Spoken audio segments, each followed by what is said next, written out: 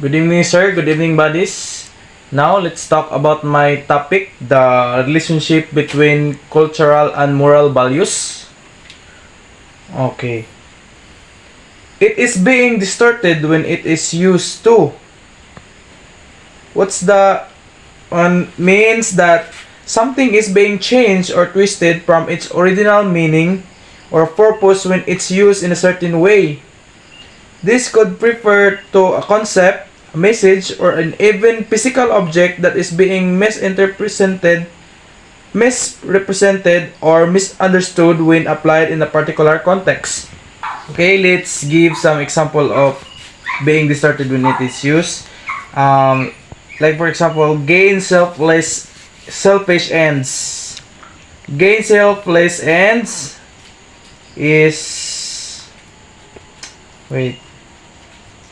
This means that something like an idea or principle is being twisted or changed from its true meaning or purpose in order to someone to benefit themselves. Like taking something meant for everyone's benefit and using it only for your own advantage, which can be unfair and dishonest. The underlying moral values and universal truths to be upheld while practicing cultural values. Um, Ganina is it is being distorted when it is used to. Now, the underlying moral values and universal truths to be upheld when practicing the cultural values are. These are the example. I'll give you three example. First, love of God, love of neighbor, love of truth. That ex sabot up dali naman kayo sa masabtan guys no kay love of God means true jud kayo imong pagkuas Ginoo ba na jud kay kuan nga usaan jud kaniya. Then love of neighbor, syempre og maayo kang tao, love jud kayo nimo na imong nakapalibot nimo. Then love of truth, di ka mao mangilad or unsa ron diha nga dapat kuan jud ka tinuod jud ka sa imong kagalingon. So ganiha kay the underlying moral values and universal truths to be upheld man to. Now let's talk about therefore some virtues needed to reinforce positive implementation of cultural values are. Meaning this means that when you are following a culture practices, you should always remember the important moral beliefs and truths that it represents.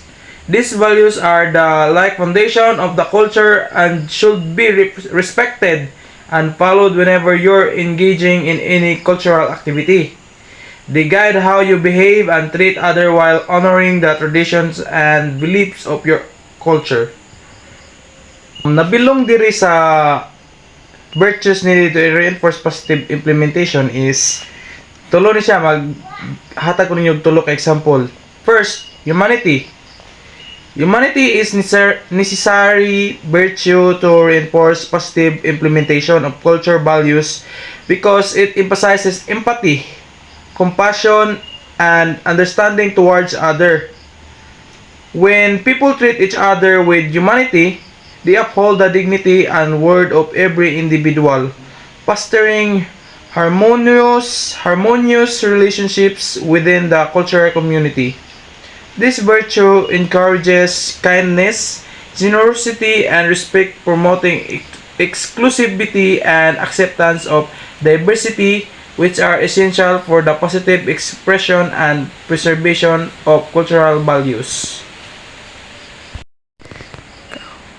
Second, charity.